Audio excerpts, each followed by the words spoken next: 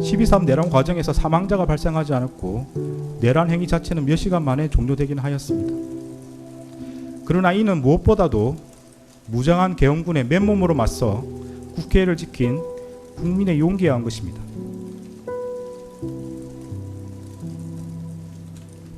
주문. 피고인을 징역 23년에 처한다. 기억에 의존한 것은 아니고 추측에 의해서 제가 그렇게 얘기를 했던 거 아닌가 이렇게 생각합니다. 네. 지금 근데 이제 뭐 답변을 하실 때 기억이 안 나면 안 난다고 답변을 하는 게 맞는 거고요. 추측에 의해서 답변하면 뭐라고 일 것 같습니다. 뭐라고 추측이 됩니다. 이렇게 답변을 하는 거지.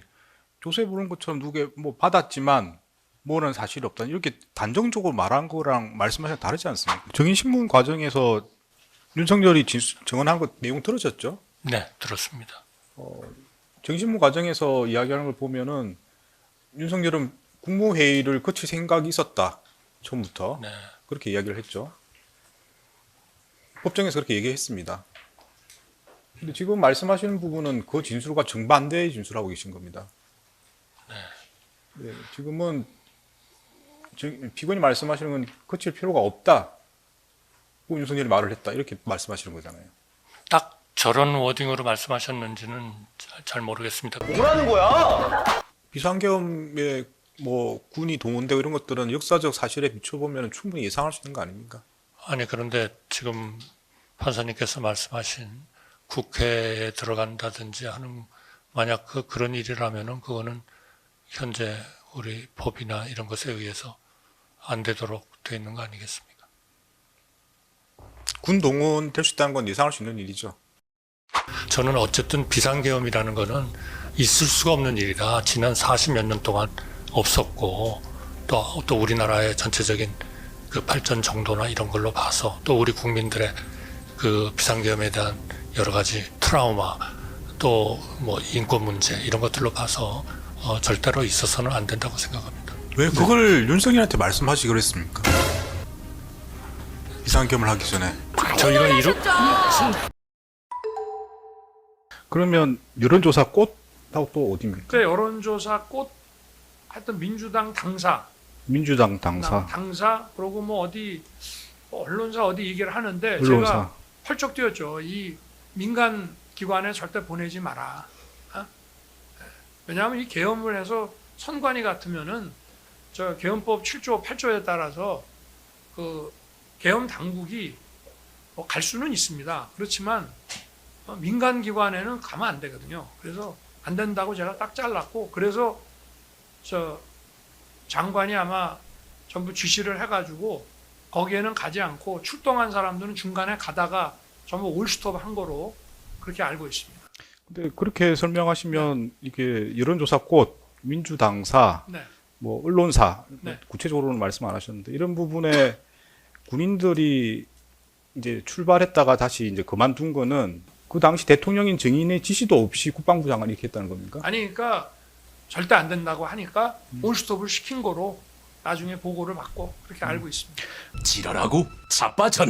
그 당시에 이런데 출동한 사람들 내용을 확인해 보면 되는 거고 네, 그건 일단 이미- 말씀하신 부분은 김용현 장관이 네. 이렇게 하겠다고 해서 증인한테 보고했다는 뜻입니까? 그럼 결국은 증인은 이 관련된 부분 여론조사 꽃이라든지 민주당사 언론사의 출동에 대해서는 전혀 허락한 바가 없고 당연합니다.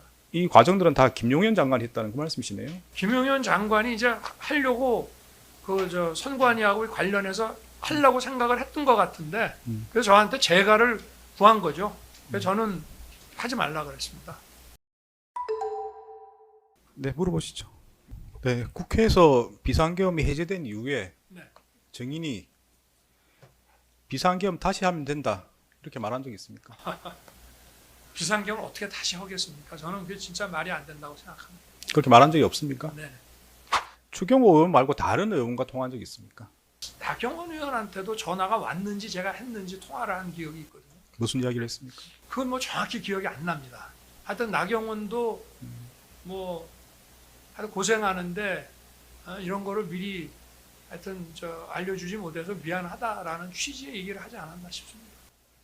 근데 그 통화 시점이 사실은 비상계엄 후에 네네. 아주 그렇죠. 급박한 상황인데 그때 전화를 해서 고생이 방에서 이제 다들 가고 네. 제가 방에 이렇게 혼자 있으면서 그때는 뭐 이렇게 방에 사람도 없고 뭐 이렇게 좀 정신없고 이런 상황이 아니었고. 아 그러니까 뭐 어떻게 말씀하시는지는 증인이 말씀하시면 되는 건데 네. 그 당시 상황이 이렇게 뭐 일반적으로 뭐 급하다고 볼 수도 있는데 네. 그 상황 안에 전화해가지고 고생이 많았다 이런 취지로 말씀하셨던 건가요? 지 먹었다 대고 이빨 까고 이 새끼 지랄해. 피고인이 반대라고 명확하게 표시를 했습니까? 어떻습니까? 제고해달라고 뭐 했습니다. 반대하는 취지죠. 그게 반대라는 단어를 썼는지 뭐 어떤지는 기억이 나지 않습니다만은 제한테는 반대의 취지로 그걸 했기 때문에 저도 하여튼 총리께 좀 설득을 하려고 그러나 이제 뭐 모든 거를 자세하게 다 얘기해 줄 수는 없어서 네. 하여튼 제 입장에 대보시면 다르실 겁니다라는 취지로 얘기를 했습니다. 그러니까 이제 정리해 보면 이제 제고해달라는 말을 한글로 기억이 나고 네. 반대라고 말했는지는 제가 기억이 안 난다고 말씀드립니다. 반대라는 단어는 안 썼지만 네네. 하여튼 반대라는 취지니까 취지는 반대였다고 네, 생각한다. 그렇습니다. 네, 좋습니다. 선관위 사무실에 침입해 서버 확보 등을 수행한 사실이 있습니까? 동의하지 않습니다. 그 말씀에 동의하지 않습니다. 아, 거부하시는 건가요? 아니면 다르다는 뜻입니까? 거부하면서 동의하지 않습니다. 그 말씀에 대해서 전혀 동의하지 않습니다. 네, 다 질문하셨습니까? 네. 예. 네, 이 재판은 헌법과 법률에 따라서 진행이 되고요. 법에서 증인의 정언 거부권이 보장이 됩니다. 네, 그래서 증인이 지금 내란 중요 임무 종사 혐의로 그 외에 뭐 다른 혐의도 있습니다만 그런 혐의로 재판을 받고 계신 거죠. 네. 법정형이 4년까지 규정되어 있는 죄로서 중하고 저희 재판부에서 CCTV 등 여러 증언을 봤을 때는 12.3 비상계엄과 관련해서 증인이 핵심적인 인물이라고 생각이 됩니다. 알아들었으면 끄덕여. 누구십니까? 왜 오신 겁니까? 자, 거부를 합니다. 거부했고요. 이 법정은 방청권이 있어야만 볼 수가 있습니다. 퇴정하십시오. 퇴정하십시오. 지금 명합니다. 자, 지금 하시면 감시합니다. 나가십시오. 나가십시오. 아, 말씀하시면 감시합니다.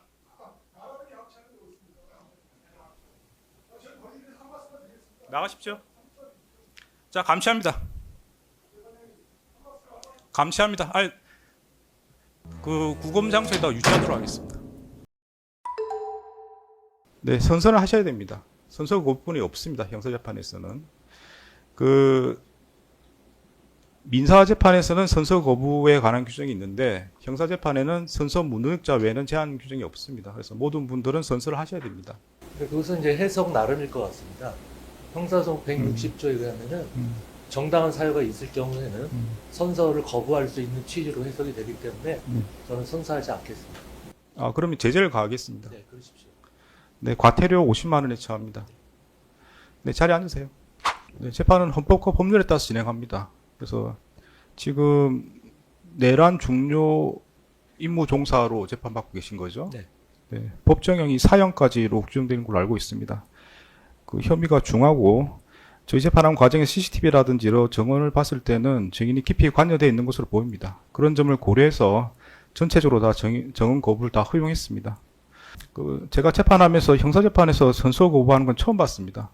네, 법에 정해진 따라 선서 거부 사유가 없음에도 불구하고 선서 거부를 했다고 봐서 최대 50만 원까지 과태료를 부과하도록 되어 있습니다. 그래서 과태료 50만 원을 부과했습니다. 그 과태료 근거 규정에서 정당한 사유가 없을 경우에 과태료를 그건 알아서 부과할 하십시오. 수 있는 걸로 알고 있습니다. 알아서 하십시오. 네, 과태료 부과합니다. 네, 저는 즉시 이의 제기한다는 것을 조서에 남겨주시기 바랍니다. 뭐가 그리 잘났습니까? 뭘 그리 잘했습니까? 기존에 말씀하신 것 중에 이제 뭐 실무자가 건네줬고 그게 여러 번 뭐 그걸 세로라고 하셨나요? 가로라고 하셨나요? 뭐 세 번 접혀 있었다 이렇게 말씀하셨던 거 아닙니까? 그건 뭐 여러 번 물어보시니까 그렇게 답변을 한 것 같고요. 하여튼 뭐 그렇습니다. 세로입니까? 가로입니까? 가로입니다. 이겁니까? 아니요. 가로로 2번 정도 접혀 있고 가로가 한 번 더 두 접혀 번 있습니다. 접혔다 이거죠? 또 한 번 접혀 있었습니다. 한 번 더 접혔어요? 네, 그렇습니다. 접히지 않은 자료라는 게 무슨 뜻인지 모르겠고요. 저는 예, 그거 기억에 확인하겠습니다. 따라서 그러니까, 받은 예, 거를 확인될 갖다가 겁니다. 자, 접히지 않았고요. 봅니다. 깔끔하네. 완벽한. 자, 윤석열이가 접히지 않은 걸 주죠. 접히지 않은 걸 받았습니다. 보죠. 보잖아. 한덕수도 보죠.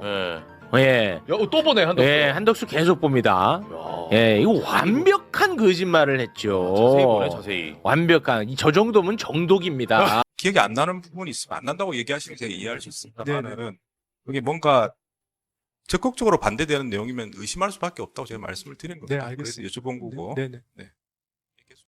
그 아까 문건을 그러면 지금 기억은 어떻습니까? 문건을 접견실에서 본 기억은 없습니까? 지금도 그렇습니까? 그러니까 문건을 받은 기억은 나는데요. 문건의 내용을 본 기억은 안 납니다. 그래서 제가 그 부분이 의아해서 저도 이제 아까 재판장님 말씀하신 것처럼 그래서 생각을 해보니까 당시는 저는 외환시장 생각밖에 없었기 때문에 그래서 제가 조금 보는 듯한 모습은 있지만 제가 저 집중을 안 했구나라는 생각을 그런 말씀을 드리는 겁니다. 문건 내용을 지금 확인해 보면 이제 어떻게 보면 되게 충격적인 내용이라고 생각할 수도 충격적인 내용이라고 생각할 수도 있는데 네. 뭐 국회 관련 자금 차단 이런 말도 있고요. 그다음에 비상 입법기구도 이야기도 있습니다. 그 정의는 뭐 경제 관료이시긴 하지만 법대 나오셨고 법학을 전공하신 거죠? 물질적으로는? 네, 학부는 법대를 나왔습니다. 예. 그러니까 저 내용이 아무 내용을 모르시는 분이 보는 거랑 다를 수도 있을 것 같습니다. 그러니까 제가 말씀을 드린 취지는 이걸 봤을 때 굉장히 법을 안 아시는 분은 굉장히 충격적인 내용으로 이해할 수도 있기 때문에 여쭤보는 겁니다. 그때 외환시장이 열려 있었거든요. 외환시장이 열려 있는 상황에서 그리고 미국이나 경우에는 지금 낮이지 않습니까, 유럽은. 그러면은 한국에서 계엄이 있었다는 상황을 하면 한국의 금융시장이나 한국의 신인도나 이런 부분에 어떤 영향을 지금 주고 있을까? 저는 안에 앉아 있지만 그 부분이 저로서는 저도 평생 경제 관료를 했고 이런 상황에서 그 부분이 엄두가 나지 않았습니다. 네, 그 최상목 피고인 관련해서는 그 공소 사실 중에 특히 위정 부분에 대해서 저희 재판부에서 이제 심리한 내용 관련해서 위정으로 기소되었다는 이유로 불공정한 재판을 받을 염려가 있다. 이렇게 해서 이제 기피 신청을 어제 날짜로 제출한 바가 있습니다. 기피 신청에 따라 피고인 최상목에 대해서는 변론이 분리됩니다. 분리되고. 아이고, 왜 그러고 사니, 인간아. 그 답변하실 때 아까 말씀하신 게 이제 국무위원들도 12.3 비상계엄의 피해자다 이렇게 말씀하셨습니다. 뭐 말씀하시는 게 뭐 수사도 받게 되고 변호사 비용도 들게 되고 뭐 이런 이야기를 하셨던 걸로 제가 기억이 됩니다. 그런 말씀을 윤석열을 상대로 하셔서 말씀하시는 건 제가 이해가 할 수 있을 것 같은데 지금 비상계엄으로 어떤 일이 벌어진지 다 보신 거 아닙니까? 그 정인이 이제 비상계엄 선포 후에나 도착했다. 뭐 그런 이유로 그렇게 말씀하시는 건지 뭐 잘 모르겠습니다만은 지금 일반인 국민들의 입장에서는 장관이면 국정 운영에 관여하는 최고위급 공무원입니다. 어떤 분들은 비상계엄 선포 후에도 반대한다거나 동의 못하겠거나 소수의 국무위원들은 그 말씀도 하신 걸로 알고 있습니다. 정의는 그 자리에 가가지고 아무 말씀도 안 하셨죠. 거기에 대해서 실적법적인 책임이 있든 또 도의적인 책임이 있든 어쨌든 그 국무위원이었다는 이유로 굉장히 송구스럽게 생각을 합니다. 하는데 아까 왜 못 말렸냐 하는 뜻의 말씀들이 오가서 사실은 이제 제가 좀 억울한 심정을 토로한 면이 있습니다만 그렇게 이해해 주시기 부탁드리겠습니다. 제가 못 말렸다고 이렇게 물어본 건 아닙니다. 법적인 책임을 떠나서 어떠냐고 제가 여쭤봤던 것이고 국문이었던 이유만으로도 굉장히 국민들에게 송구스럽게 생각합니다. 이게 제가 드리는 솔직한 진심이 어린 말씀이고요. 아까 말씀드린 것들은 그런 와중에 저희들도 사실 고초를 같이 겪고 있다는 말씀을 드립니다. 죄송합니다. 우리가 부족했습니다. 얼마나 고통스러우십니까? 이렇게 해야 정상이 아닙니까? 한덕수 피고인과 대적기에서 5분 동안 이렇게 마주보고 앉아있는 상태인데 네. 그런 상황이면 당연히 질문할 수밖에 없는 게 왜 부르시나요? 이렇게 물어보는 게 일반적일 것 같은데 그렇게 물어본 건 맞습니까? 예, 이제 제가 당연히 인사를 했죠. 안녕하십니까. 그래서 뭐 오늘 무슨 일이 있나요? 제가 이제 그렇게 아마 물어본 것으로 기억이 됩니다. 피고인이 뭐라고 하던가요? 그래서 제가 그 부분은 정확하게 지금 기억이 나질 않습니다. 예. 그러면 지금 정언하신 내용은 그 대적견실에 있을 때는 비상계엄 이야기를 한 바가 없다. 네, 그렇습니다. 기억이 난다는 겁니까? 예. 선서하셨습니다. 위정하시면 네, 네. 위정죄 처벌받습니다. 예. 네, 계속 물어보시죠. 저번 기일에 피고인의 변호인께서 말씀하신 내용을 보면은 이제 12.3 비상계엄 때 반대를 했다 이렇게 이제 말씀하신 것 같은데 피고인 어떻습니까? 반대하신 게 맞습니까? 제가 대통령 집무실 안에서 대통령께 계엄의 여러 가지 문제점들과 그런 상황들에 대한 이야기를 하면서 말씀을 드렸고요. 그 이후로 또 밖에 나와서 대접견실에서도 저희 행동을 CCTV를 통해서 봤더니만 제가 기억하지 못하는 그런 여러 가지 행동들로 그 만류하는 모습들이 있었습니다. 네, 12.3 비상계엄의 피고인은 왜 반대를 했습니까? 그 상황이 계엄으로 해결할 수 있는 그런 전국에 대통령께서 우려하는 여러 가지 문제점들을 해결할 수 있는 상황은 아니라고 우선 말씀을 드려서 계엄을 하는 것은 옳지 않다는 생각으로 계속 말씀을 드렸습니다. 그러면 비상계엄을 할 요건에 해당되지 않는다 그 말씀이신가요? 그 부분을 법률적으로 하나하나 따져서 말씀드리지 못한 부분은 그 당시에 말씀을 듣고 너무 당황해서 제가 그 하나하나를 따져서 말씀드리지 못한 부분은 대단히 아쉽고 유감스럽게 생각합니다. 뭐 경황이 없었다는 취지로 말씀하시는 것 같은데 그러면 지금은 어떻습니까? 12.3 비상계엄은 요건을 갖추고 있습니까? 그 계엄 상황이 법률적인 요건을 제대로 갖추지 못한 그런 부분이었다고 생각을 하고 있습니다. 그럼 그 당시는 법률적 요건을 갖추고 있지 못하는 걸 알지 못했다는 겁니까? 갖추고 있다고 생각했습니까? 그 하나하나의 요건을 제대로 제가 판단해서 옳다 그러다고 판단할 상황에 있지를 못했다는 상황 말씀을 드리는 겁니다. 너희들 쫄았지? 너희들 시방 쫄았냐? 12.3 내란은 이러한 위로부터의 내란에 해당되는 점에서 그 위험성의 정도가 아래로부터의 내란과 비교할 수 없습니다. 왜냐하면 무엇보다도 국민이 선출한 권력자가 헌법과 법률을 경시하고 이를 위반하는 내란 행위를 함으로써 국민이 가진 민주주의와 법치주의에 대한 신전 자체를 뿌리채 흔들기 때문입니다. 12.3 내란 과정에서 사망자가 발생하지 않았고 내란 행위 자체는 몇 시간 만에 종료되긴 하였습니다. 그러나 이는 무엇보다도 무장한 계엄군의 맨몸으로 맞서 국회를 지킨 국민의 용기에 의한 것입니다.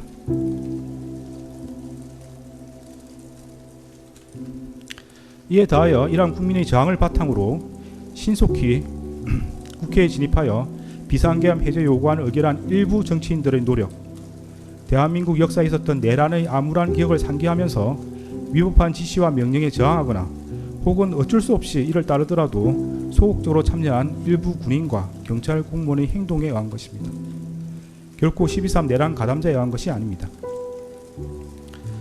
따라서 13 내란 가담자에 대한 형을 정함에 있어 피해 발생이 경미하였다거나 짧은 시간 동안 진행되었다는 사정을 깊이 고려할 수는 없습니다. 일단 국헌을 물랑하게 할 목적의 폭동이 발생하면 이로 인하여 막대한 인명과 재산상 피해, 사회적 혼란이 초래될 것은 분명하고 혹시라도 내란이 성공하여 국민적 합의로 성립한 현재의 헌법 질서가 폭력에 의하여 무너지게 되면 이를 원래대로 회복하는 것은 대단히 어려운 일이 될 것입니다. 따라서 그러한 내란 행위를 사전에 차단할 필요가 있고 이러한 목적을 달성하기 위해서는 내란 행위에 가담한 사람들을 무겁게 처벌하는 것이 불가피합니다. 주문. 피고인을 징역 23년에 처한다. 불의를 올바르게 판결하시는 이진관 판사님을 응원하며 구독과 좋아요 감사합니다.